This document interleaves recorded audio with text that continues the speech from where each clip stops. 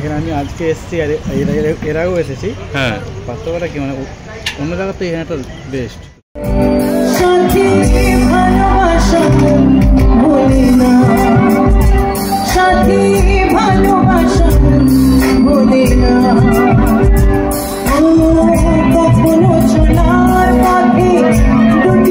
দাসপুরের মুকেশের বাহারি সব ফুচকা, দই ফুচকা বা পাপড়ি চাট খায়নি এমন ফুচকা প্রেমী খুব কমই থাকবে।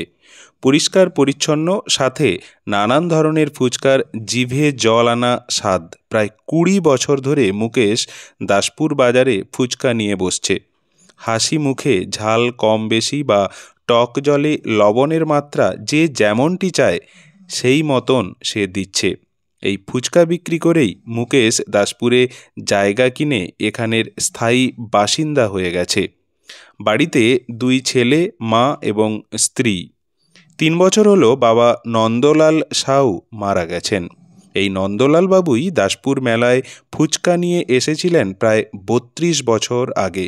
সেই থেকেই দাসপুরে রয়ে গেছিলেন তিনি। বিহারের রাজগীরে তাদের আদি বাড়ি। সেখান থেকে কলকাতায় এসেছিলেন। কলকাতায় পেপার মিলে কাজ করতেন, কিন্তু হঠাৎ মিল বন্ধ হয়ে গেলে নন্দলাল বাবু কাজ হারিয়ে ফুচকা ব্যবসায় নামেন। বিভিন্ন মেলায় ঘুরে ঘুরে ফুচকার দোকান দিতেন তিনি।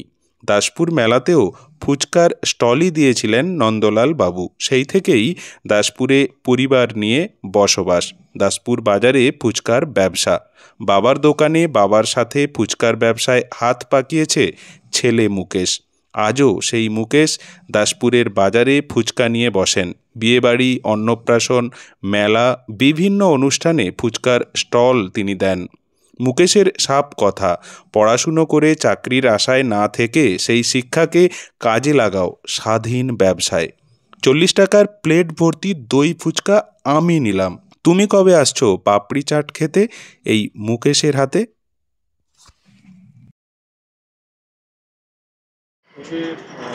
দোকানের নাম চাট কর্নার, কোথায় বসে? দাসপুর RCM's সামনে। কি পাওয়া যায়? দই ফুচকা, পাপড়ি চাট, ফুচকা, লস্যি, দই বড়া। কিরকম কি দাম আছে? ফুচকার মোটামুটি সব রকম আইটেমই পাওয়া যায়। সব রকম।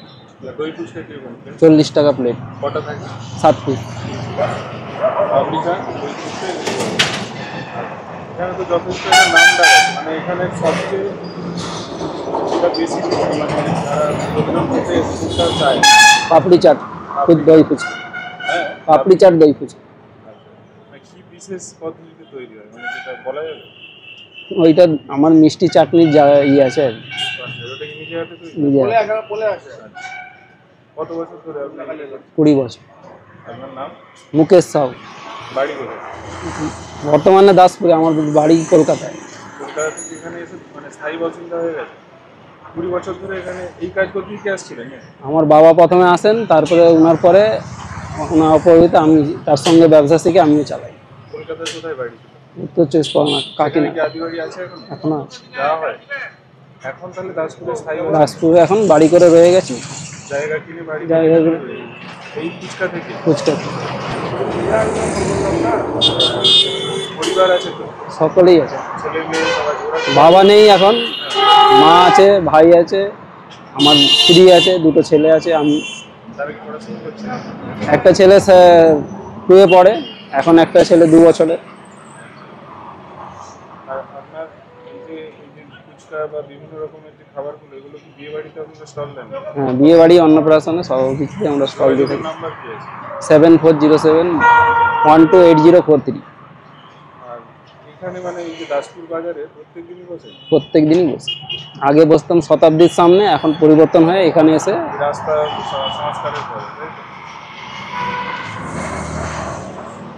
দেখুন, অনেকে আমরা যারা পড়াশোনা করে চাকরির জন্য ছুটি, কিন্তু কি বলবেন আপনি তো একটা ফুচকা থেকে মোটামুটি প্রতিষ্ঠিত এখন। হ্যাঁ, কি বলবেন তাদের উদ্দেশ্যে? নিজে স্বনির্ভর থাকাটাই ভালো। এখন চাকরি বাকরির কোনো তো কিছুই খুঁজে পাওয়া যাচ্ছে না। কেন আমার ভাইও নিজে BCom পাস করে কিছু পায়নি, আর সেও ফুচকা ব্যবসা করে, আমিও ফুচকা। আমি 9 পর্যন্ত পড়েছি।